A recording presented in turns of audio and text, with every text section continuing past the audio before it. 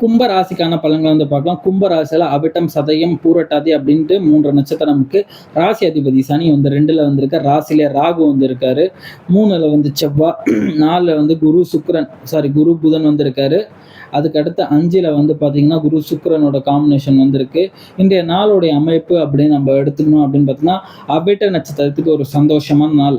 Happiest டே. நீங்க எந்த காரியம் செஞ்சாலும் உங்களுக்கு வந்து ஒரு ஜெயம் கூடிய ஒரு நாளா இருக்கு. பிளான் பண்ணிட்டு பண்ணுங்க. இறைவன் அனுகூலம் கிடைத்த ஒரு நாள். நீங்க வந்து வேலை தேடலாம். ஃபாரின் போனா இன்னைக்கு வந்து ட்ரை பண்ணுங்க. அது வந்து ஒரு சக்ஸஸ்ஃபுல்லான அவுட்புட் வந்து உங்களுக்கு வந்து கிடைக்கும். விசா அப்ளை பண்றது, ஏதாவது வந்து ஈஸி அப்ளை பண்றது, அந்த மாதிரி ஏதாவது புது முயற்சி எதா இருந்தாலும் இன்னைக்கு வந்து பண்ணுங்க. நல்ல அவுட்புட் வந்து கிடைக்கும்.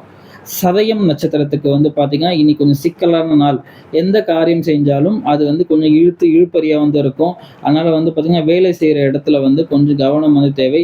வீட்ல எந்த வார்த்தையும் வந்து விட்றாதீங்க. கொஞ்சம் அமைதியா இருக்கிறது இன்னைக்கு வந்து உங்களுக்கு உன்னதமான பலன்கள் வந்து குடுக்கும்.